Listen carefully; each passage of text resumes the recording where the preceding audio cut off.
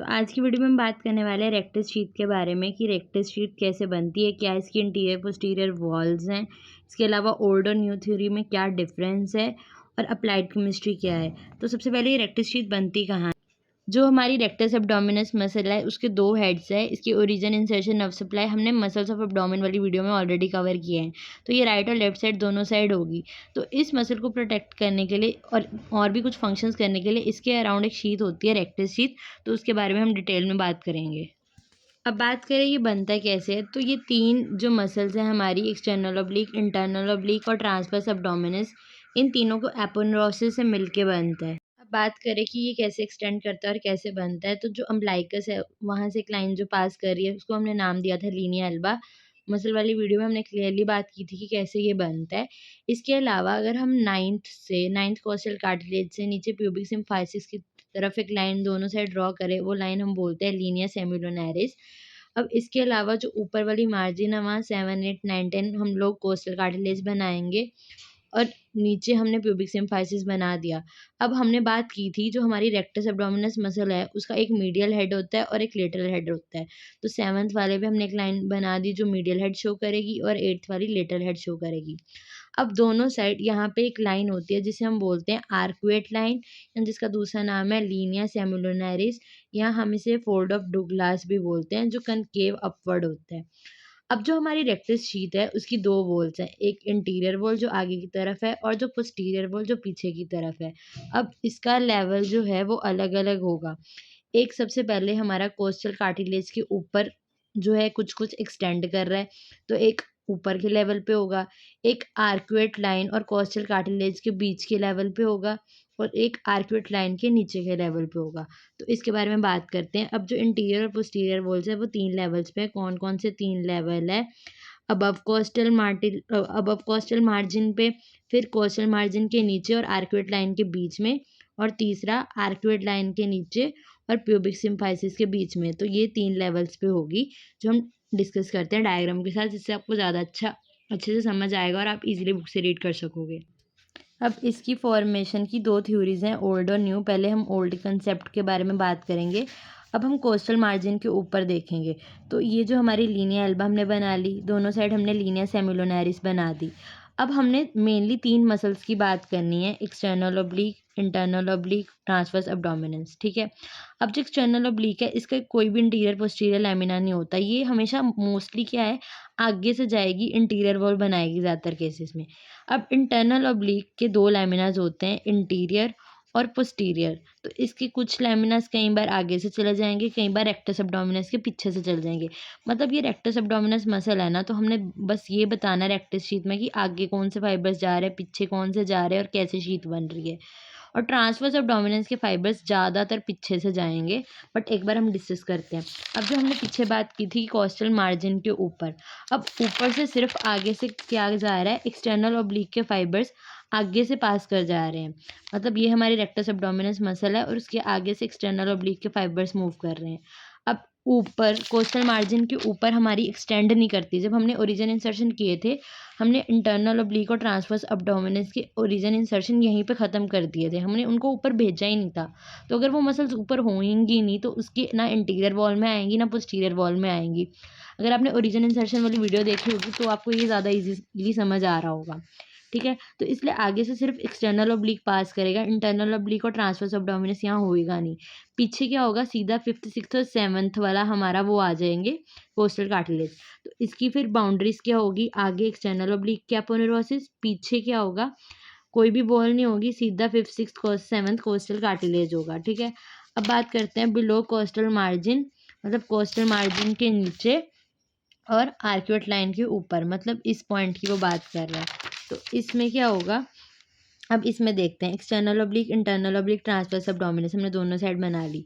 अब जो external oblique है वो हमेशा आगे से जाएगी, ट्रांसवर्स एब्डोमिनस ये पीछे से चलेगी। अब इंटरनल ऑब्लिक 2 में बट गया, interior lamina, posterior lamina. Interior वाला आगे से चला गया, पोस्टीरियर वाले लैमिनास पीछे से चले गए। तो इंटीरियर क्या जा रहा है, एक्सटर्नल ऑब्लिक का एपोनेउरोसिस, और इंटीरियर लैमिना इंटरनल ऑब्लिक का। पीछे से क्या जा रहा है, पोस्टीरियर लैमिना इंटरनल ऑब्लिक का और ट्रांसवर्स एब्डोमिनस पूरा मसल, ठीक है। अब बात आती है अगला पॉइंट, अगला कौन सा है, आर्कुएट लाइन के नीचे जो रेक्टस शीट बनी, अब वो कैसे बनी। अब एक्सटर्नल, इंटरनल और ट्रांसवर्स एब्डोमिनस ये तीनों बना दिए हमने। अब ये सारे के सारे आर्कुएट लाइन में आगे से चल जाते हैं। इंटरनल ऑब्लिक का इंटरनल इंटीरियर पोस्टीरियर दोनों लैमिना आगे से जाता है, ट्रांसवर्स एब्डोमिनस भी। अब पीछे क्या बचा, पीछे बचा फेशिया ट्रांसवर्सैलिस, फेशिया आ गया। तो इसका तीनों मसल्स आगे से और पीछे क्या है, कोई भी वॉल नहीं है, सीधा फेशिया आ जाता है, कोई भी मसल नहीं है, सीधा फेशिया ट्रांसवर्सैलिस। अब इसका कंटेंट क्या आएगा, अब रेक्टस शीट के अराउंड, ये जो रेक्टस शीट बन रही थी ये बन किसके अराउंड रही थी, रेक्टस एब्डोमिनस मसल के, तो वो आ गया। और हमने बात की थी जब हमने ओरिजिन इंसर्शन किए थे, तो यहाँ हमारी पिरामिडालिस मसल थी, तो पिरामिडालिस मसल जो टेंसर थी लीनिया एल्बा की, तो वो भी आ जाएगी। सुपीरियर और इन्फीरियर एपिगैस्ट्रिक आर्टरीज आ जाएंगी, सुपीरियर ऊपर से आएगी, इन्फीरियर नीचे से आएगी, ये दोनों एनास्टोमोस करेंगी तो ये भी आ गई। अगर आर्टरीज आए हैं उनकी वेन्स भी आएंगी, जिन्हें हम वीना कोमेटेंटे बोलते हैं, ठीक है। अब लोअर 5 इंटरकोस्टल नर्व्स इन मसल्स को सप्लाई कर रही थी, तो वो नर्व्स भी आ गई, ठीक है। अब इसका फंक्शन क्या है, क्यों हमने रेक्टस शीट की ज़रूरत पड़ी।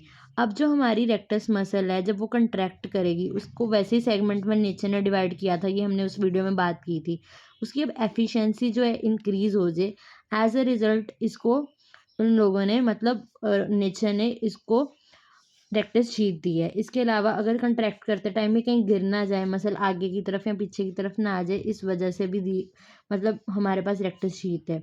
और ये क्या करती है, अब्डोमिनल वॉल की स्ट्रेंथ को बना के रखती है। हो गया ओल्ड कंसेप्ट। अब बात करें न्यू कंसेप्ट की, तो जो इंटीरियर वॉल के फाइबर्स हैं वो ऊपर की तरफ और मीडियली रन करते हैं और पोस्टीरियर वॉल के डाउनवर्ड्स रन करते हैं, ये नए कंसेप्ट के अकॉर्डिंग। और जिफॉइड और आर्क्यूएट के लाइन तीनों का सेम है, वहाँ हमने 3 अलग-अलग किए थे, यहाँ पे सेम है। एक्सटर्नल, इंटरनल और ट्रांसवर्स एब्डोमिनस, मतलब एक्सटर्नल ऑब्लिक, इंटरनल ऑब्लिक और ट्रांसवर्स एब्डोमिनस दोनों को 2 लैमिनास में बाँट दिया है, इंटीरियर, पोस्टीरियर। और सबके इंटीरियर लैमिना उसके आगे से पास करते हैं रेक्टस एब्डोमिनस के, और सबके posterior lamina rectus abdominis muscle के पीछे से पास करते हैं, ठीक है। और हर एक मसल डायगैस्ट्रिक मसल है। अब डायगैस्ट्रिक मसल क्या होती है, जिसकी 2 बेलीज हैं और एक सेंट्रल टेंडन है, ठीक है। तो उसने बोला है कि एक्सटर्नल और इंटरनल ऑब्लिक, मतलब ये एज अ कॉमन टेंडन एक साइड से दूसरी साइड की तरफ जाता है, मतलब 2 अलग अलग नहीं है। पहले हमने बोला था ना राइट साइड की अलग है, लेफ्ट की अलग है, और बीच में क्या अपोनेउरोसिस बनता है। नया कंसेप्ट कहता है ऐसा कुछ नहीं है, यहाँ से शुरू होके एक्सटर्नल ऑब्लिक कंटिन्यू करता है और यहाँ पे जाके एक्सटर्नल ऑब्लिक खत्म हो जाता है, ठीक है।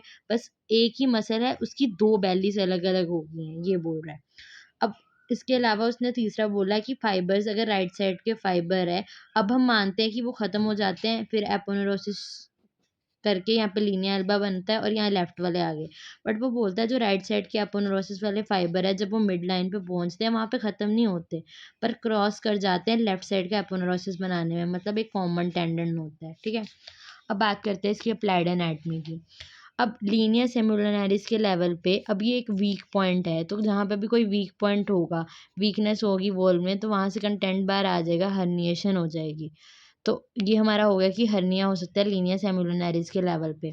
अब उसके अलावा बात करते हैं रेक्टस शीथ हेर्मोटोमा। इसमें क्या होता है, अब जो नर्व सप्लाई कर रही है रेक्टस शीथ को, अब वो जो मसल को सप्लाई कर रही है वहाँ पे अगर स्वेलिंग हो जाएगी, अब उसका अगर ट्रीटमेंट करना हो, तो वहाँ पे सुपीरियर और इन्फीरियर एपिगैस्ट्रिक जो हमारी आर्टरीज़ हैं वो एनास्टोमोस करती है। अब वहाँ पे अगर कोई दिक्कत हुई, कोई ट्रॉमा हुआ, कोई इन्फेक्शन हुई, तो फ्लूइड हमारा कलेक्ट हो जाता है वहाँ पे। अब तो सर्जन को जब एनेस्थीसिया करना होता है, तो वो T7 से लेके टी जो हमारी 10 या 11 है वहाँ तक कर सकता है। जो लोअर 5 इंटरकोस्टल नर्व्स है ना, वो सप्लाई करती हैं ना उसको, वहाँ लोकल एनेस्थीसिया दे के कर सकता है।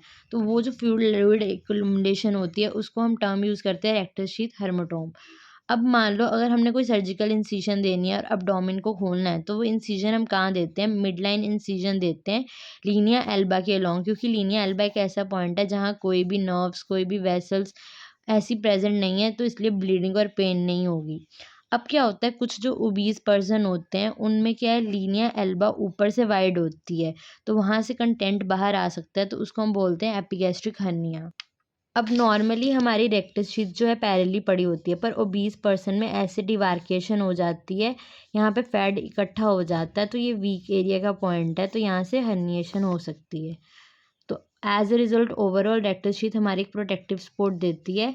तो ये सारा था रेक्टस शीथ का। कोई भी अगर आपको डाउट है या कोई पॉइंट आपको समझ नहीं आया, आप कमेंट कर सकते हो, मैं आपको डिटेल में समझा दूंगी। सो मिलते हैं नेक्स्ट टॉपिक के साथ। अगर ऐसा आप कोई टॉपिक भी कमेंट करना चाहते हो तो आप कर सकते हो।